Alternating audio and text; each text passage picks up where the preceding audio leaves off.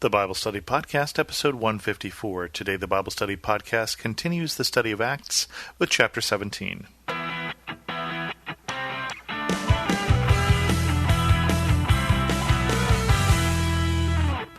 Welcome to the Bible Study Podcast. I'm your host, Chris Christensen. You may have noticed that last week when we ended chapter 16, we had Paul and Silas in Philippi, and then we're starting with them in Thessalonica. And also those two cities should be familiar because the letter to the Philippians and the two letters to Thessalonica are in the New Testament, and they are letters written back to these two churches. So continue on in Acts 17. And when they had passed through Amphipolis and Apollonia, they came to Thessalonica, where there was a Jewish synagogue.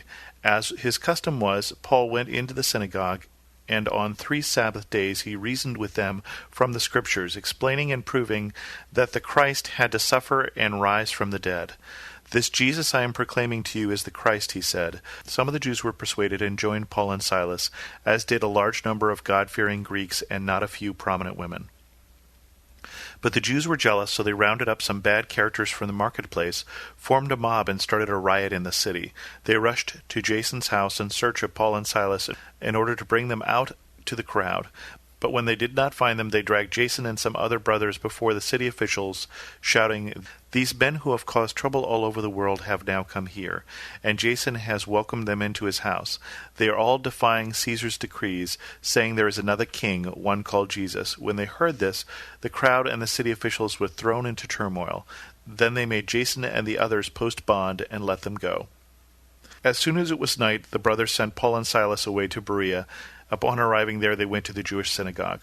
I'm going to stop in that awkward spot there because that's the time that Paul spent in Thessalonica. So he's there for 3 weeks. This is one of the reasons that he's writing a letter back to them. They still have questions when he leaves, and so he writes 1 Thessalonians, and then later on he writes 2 Thessalonians to deal with the questions that arrive.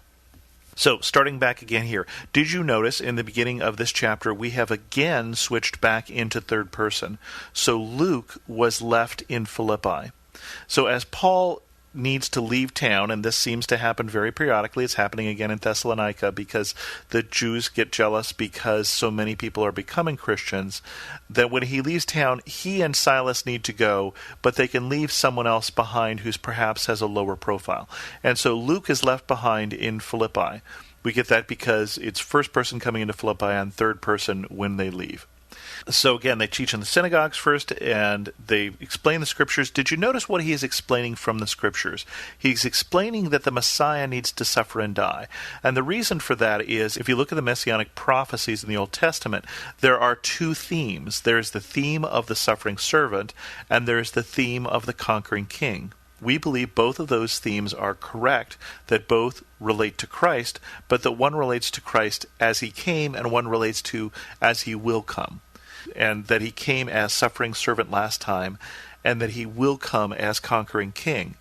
But if you were the Jewish people and were not in charge of your own destiny, you were a client state of Rome, you were chafing under the Roman yoke, which of those two would you be looking for? Well, the more popular verses, and the verses that were regularly studied relative to the Messiah, were the conquering king.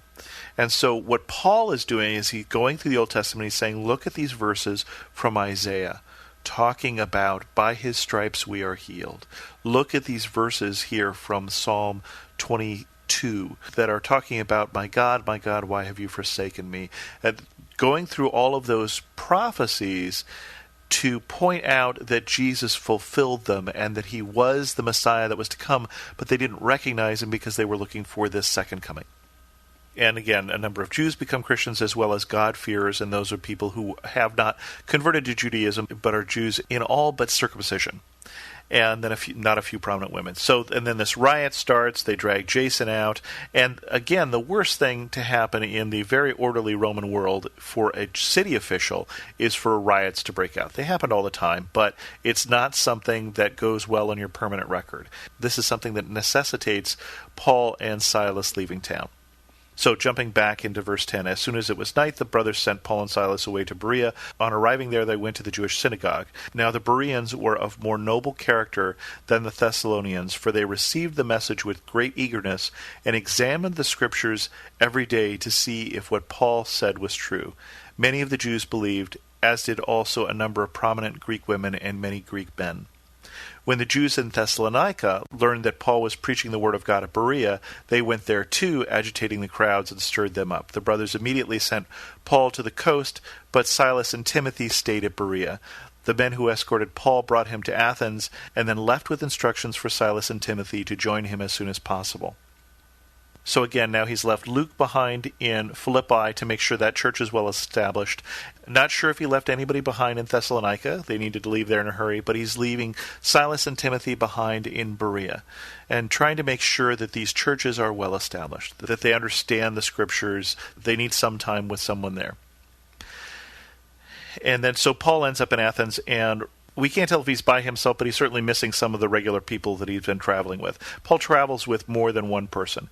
While Paul was waiting for them in Athens, he was greatly distressed to see the city was full of idols. So he reasoned in a synagogue with the Jews and the God-fearing Greeks, as well as the marketplace day by day with those who happened to be there. A group of Epicurean and Stoic philosophers began to dispute with him. Some of them asked, "What is this babbler trying to say?" Others remarked, "He seems to be advocating foreign gods." They said this because Paul was preaching the good news about Jesus and the resurrection. Then they took him and brought him to a meeting in the Areopagus, where they said to him, "May we know what this new teaching is that you are presenting? You are bringing some strange ideas to our ears, and we want to know what they mean." All Athenians and foreigners who lived there spent their time doing nothing but talking about and listening to the latest ideas. I don't know if this sounds familiar to you, but we sometimes in our culture consider an idea more interesting if it is new. Now, I understand that. I crave the new as well, but perhaps we would be better served if we considered an idea more interesting if it were true. And we don't often do the due diligence to tell the difference between the two.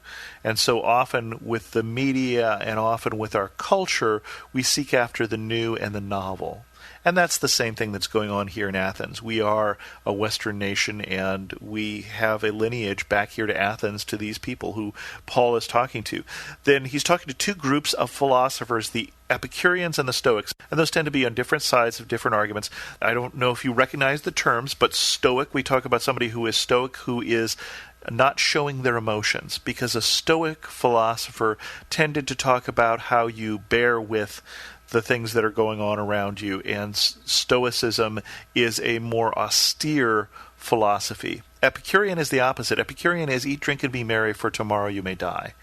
So Epicurean is suck the marrow out of life, just do it, grab all the gusto you can. The Epicureans would write good commercials. So they bring Paul, they set him up, and they listen to him. Paul then stood up in a meeting in the Areopagus and said, "Men of Athens, I see that in every way you are very religious. For as I walked around the city and looked carefully at your objects of worship, I've even found an altar with this inscription, 'To an unknown God.'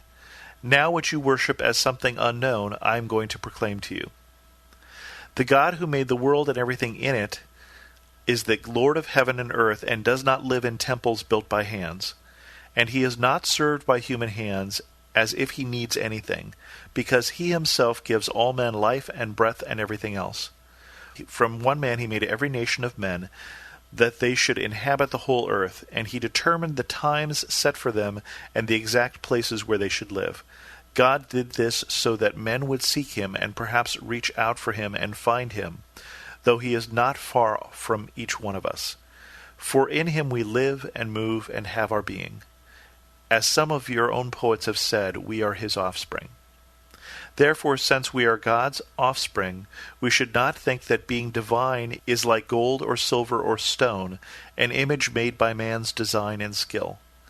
In the past God overlooked such ignorance, but now he commands all people everywhere to repent.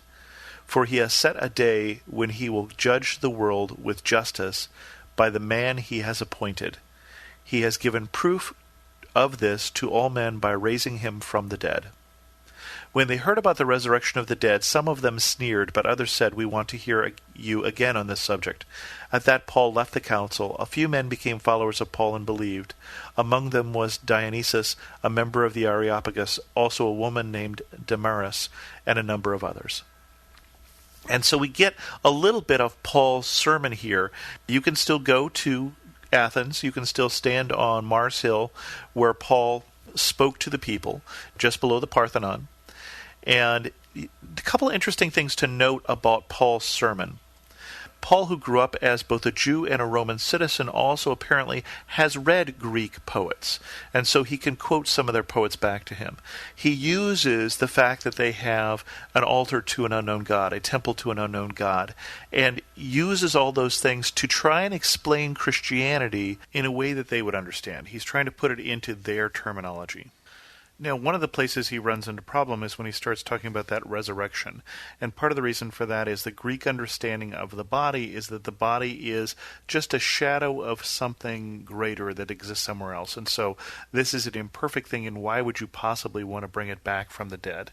This was something to be done away with over time. And so that's where he runs into an issue where a number of them say, well, hang on a second, you're talking about resurrection, that's just crazy. And Paul talks about that in one of his letters, that he speaks about the resurrection of Jesus, which is a stumbling block to the Jews and folly to the Gentiles. And this is one of the places he runs into latter. With that, we're going to end this episode of the Bible Study Podcast with Paul in Athens, waiting for people to join him. If you have any questions about this episode, feel free to leave them at thebiblestudypodcast.com or drop me an email at host@thebiblestudypodcast.com. And as always, thanks so much for listening.